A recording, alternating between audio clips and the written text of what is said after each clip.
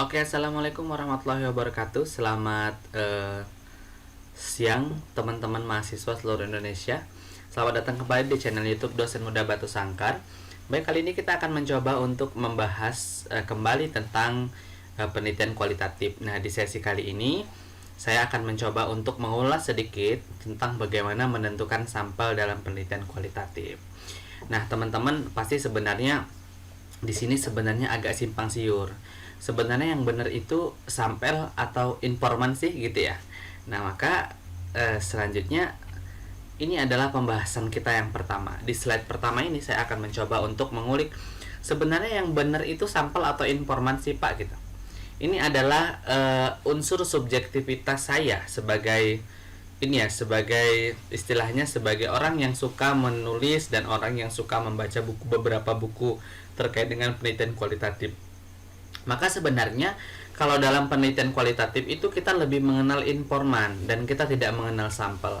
Karena apa? Karena biasanya kalau misalnya sampel itu kan dalam kajian kualitatif ya, sampel itu tidak dikenal, yang dikenal itu adalah informan. Kenapa kemudian dalam penelitian kualitatif itu kita mengenal informan? Setidaknya sebenarnya teman-teman ya ada beberapa pertimbangan ya menurut subjektivitas saya penulis ya, intinya penulis yang menyampaikan ini. Unsur subjektivitas saya menjelaskan bahwasanya kalau sampel dalam penelitian biasanya mengarahkan kepada keterwakilan populasi, gitu ya.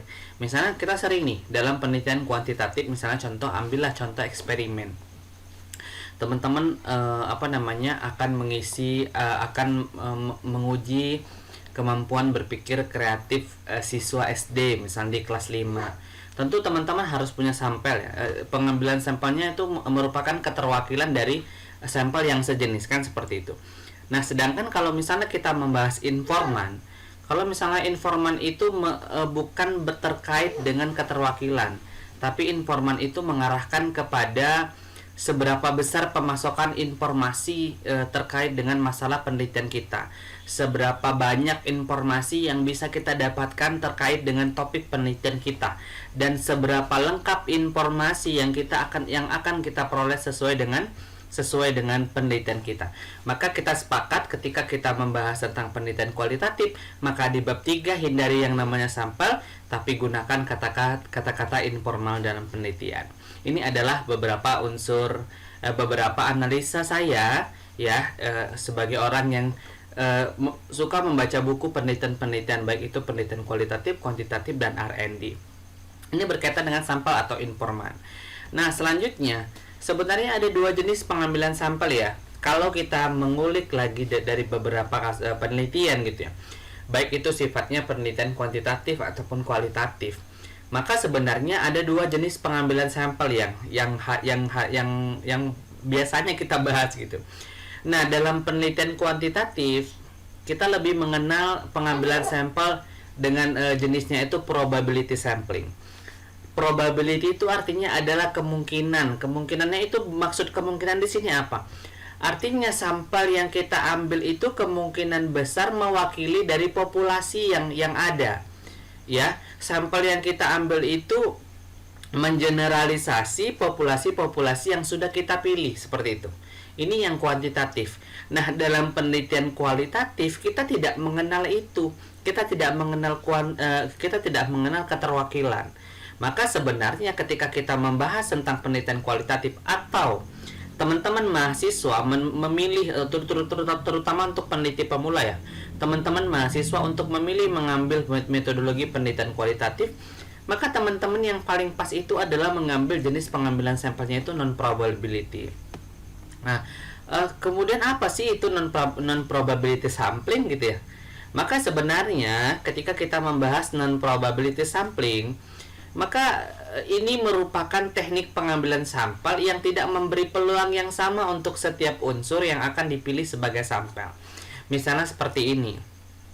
Misalnya contohnya saya pernah meneliti tentang perilaku literasi sains siswa SD Adiwiyata.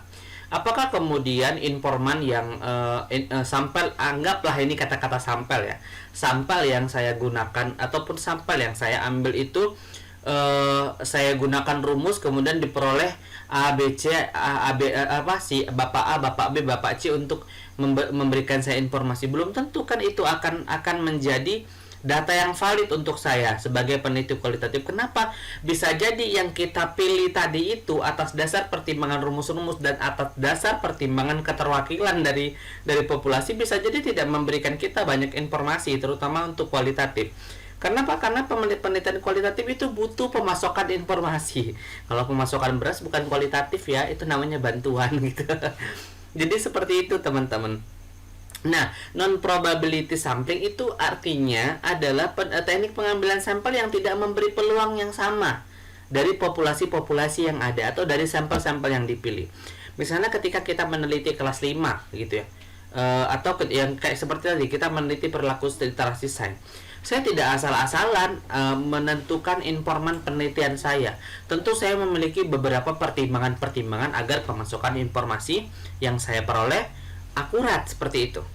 Karena kalau misalnya ini kita gunakan probability sampling, yang kita gunakan teknik kuantitatif, bisa jadi informan yang terpilih yang kita pilih secara acak ya, secara acak berdasarkan tekniknya, misalnya seperti teknik kuantitatif itu misalnya simple random sampling, kita pilih secara acak ya, kita pilih secara acak melalui undian misalnya seperti itu. Terpilih beberapa sampel, apakah kemudian sampel itu mampu memberikan kita informasi? Ketika tidak, lantas bagaimana informasi yang akan kita dapatkan? Sementara dalam penelitian kualitatif kita butuh data berupa kata-kata, kita butuh data berupa deskripsi, kita butuh data berupa informasi yang akan disampaikan oleh informan penelitian kita. Maka sekali lagi, dalam penelitian kualitatif kita tidak mengenal yang namanya sample probability, karena sample probability itu biasanya digunakan untuk penelitian kuantitatif. Yang kita kenal dalam penelitian kualitatif adalah sample non-probability sampling. Artinya apa? Pada teknik pengambilan sampel ini tidak memberikan kesempatan yang sama atau tidak memberikan peluang yang sama dengan populasi lain ataupun dengan sampel-sampel lain seperti itu. Nah, di slide selanjutnya kita akan mencoba menjawab kenapa kemudian dalam penelitian kualitatif itu menggunakan non-probability sampling. Ini pertanyaan yang sering diajukan oleh teman-teman mahasiswa ya, khususnya mahasiswa pemula yang biasanya mengambil mata kuliah metodologi kualitatif dengan saya gitu. Sebenarnya ketika ini menjadi pertanyaan, kok kualitatif non-probability ya? Maka sekali lagi saya alas. Non-probability sampling itu artinya adalah teknik pengambilan sampel yang tidak memberikan peluang yang sama terhadap populasi ataupun sampel yang dipilih seperti itu. Maka karena gitu ya, kualitatif ini penelitian kualitatif ini tentu mempertimbangkan 3 hal. Yang pertama adalah kenapa non-probability sampling? Karena yang diperlukan dalam kualitatif ini adalah kemampuan informan untuk memasok informasi. Seperti itu ya. Jadi tentu kalau misalnya kita memilih informan penelitian tentu harus melalui pertimbangan dong, harus melalui judgement dong gitu ya. Oh kira-kira ini Bapak ini cocok tidak ya gitu. Artinya kirologinya itu bukan kira-kira sembrono gitu ya. Kita kan sebagai peneliti tentu kita harus tahu sebenarnya orang yang paling berkompeten untuk memberikan informasi seputar topik penelitian kita. Kita pasti tahu ini ke siapa orang yang akan kita tuju gitu. Gitu ya. Misalnya dalam sebuah sekolah kita ingin mengetahui bagaimana sebenarnya pengambilan kurikulum mulai dari awal sampai menjadi turun ke RPPE gitu ya. Bagaimana mengapa dia mengambil kurikulum K13 segala macam. Tentu yang harus kita tanya adalah wakil kurikulum, bukan guru, kan seperti itu. Karena apa? Karena yang bertindak untuk memilih itu adalah wakil kurikulum di sekolah. Ini pertimbangan pertama. Kenapa menggunakan non-probability sampling? Karena penelitian kualitatif membutuhkan informan yang mampu memberikan informasi untuk data penelitiannya. Itu yang pertama. Yang kedua, kita balik ke beranjak ke yang warna hijau. Karena sampel dalam penelitian kualitatif ini bukan tentang keterwakilan. Ah, ini kelas 5 nih bisa nih mewakili ini. Oh, ini kelas 5 bisa mewakili ini. Tidak bisa. Karena apa? Ketika misalnya kita memilih ya, misalnya ketika kita meneliti bagaimana cara belajar anak berprestasi. Apakah kalau misalnya kita comot dengan teknik pengambilan sampel probability, kemudian dengan tekniknya itu misalnya simple random sampling, kita comot kemudian tidak sesuai dengan yang ternyata yang kita pilih itu anak yang medium rata-rata kemampuannya, apakah kemudian hasil belajarnya sama? Tidak, kan seperti itu. Artinya sampel di sini di dalam penelitian kualitatif itu bukan tentang keterwakilan ya, tapi kembali lagi ya, tentang bagaimana sampel itu sesuai, cocok, dan kemudian mengakomodir seluruh informasi yang kita butuhkan. Nah, kayak gitu. Ataupun kalau bisa ininya ahli lah ya, expert dalam hal itu gitu. Nah, pertimbangan yang ketiga kenapa kemudian penelitian kualitatif itu menggunakan non probability sampling? Maka sebenarnya informasi itu berkembang selama penelitian. Ini adalah hal-hal yang nomor 3. Apa maksudnya berkembang selama penelitian? Di video yang sebelumnya, video sebelumnya tentang kualitatif, saya pernah mengatakan bahwasanya ketika kita menentukan topik gitu ya, kita sebenarnya kan hakikatnya harus datang dulu ke arena penelitian atau ke lokasi penelitian. Agar apa? Agar kemudian pertanyaan-pertanyaan penelitian yang kita ajukan itu sesuai dengan penelitian di lapangan, dengan kondisi di lapangan. Karena kalau misalnya kita kalau misalnya kita tidak menggunakan alur itu gitu, maka pasti nanti kita akan kaget dong ya, sampai di sana penelitiannya berkembang, masalahnya berubah gitu. Maka sebenarnya informasi yang berkembang selama penelitian ini membutuhkan informan yang benar-benar expert di bidangnya. Ini adalah 3 pertimbangan kenapa kualitatif menggunakan non probability. Sekali lagi teman-teman, ini adalah sebenarnya unsur subjektivitas ataupun pemahaman saya terkait dengan kenapa kok kemudian kualitatif menggunakan non probability. Nah, selanjutnya, jenis sampel apa yang digunakan dalam penelitian kualitatif?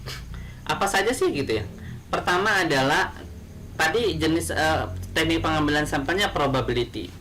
Maka dalam probability sampling yang biasanya digunakan dalam penelitian kualitatif itu hanya ada 2. Ini setahu saya loh ya.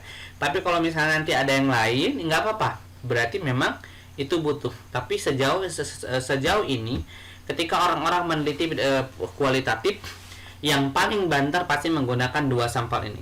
2 teknik sampel ini. Pertama adalah purposive sampling. Apa itu purposive sampling? Purposive sampling itu adalah pengambilan sampel dengan kelompok-kelompok yang dipertimbangkan. Artinya seperti ini. Ketika sama ya, kalau misalnya seandainya saya ingin meneliti tentang bagaimana penerapan kurikulum di SD A, B, C, atau bagaimana proses keputusan kurikulum sehingga itu diterapkan di SD A, B, C gitu, misalnya, atau di SD A. Maka pertama kali yang harus saya tanya gitu ya, itu adalah orang yang punya gawean tentang kurikulum gitu ya. Maka sebenarnya kenapa saya mempertimbangkan, misalnya contohnya saya mengambil wakil bidang kurikulum. Kenapa saya mempertimbangkan? Kenapa saya mengambil wakil kurikulum untuk menjadi informan saya? Tentu itu sudah menjadi tahap pertimbangan karena topik kita adalah how about kurikulum gitu ya. Tentang kurikulum ataupun about kurikulum gitu. Maka ini adalah hal yang cocok ketika misalnya kurikulum ditanya dengan ahli yang kurikulum gitu. Kalau misalnya ditanya kurikulum yang kita teliti kurikulum tapi yang kita tanya bidang kesiswaan, tentu dia tidak akan punya expert tentang itu.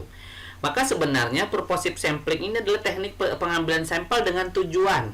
Artinya kita sudah ada pertimbangan di sini, pertimbangan informannya yang seperti apa. Gitu ya.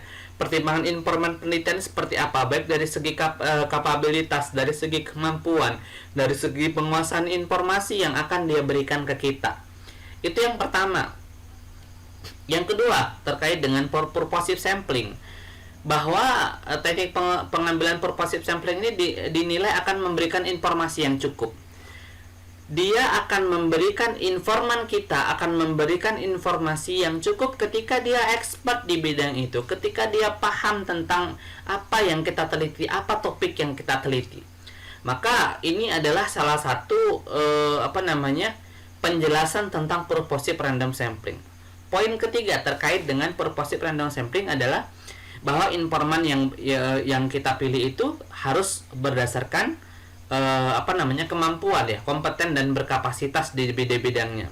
Artinya kalau kita simpulkan bahwa purposive sampling ini adalah teknik pengambilan sampel dengan tujuan tertentu, dengan kekhasan tertentu gitu ya.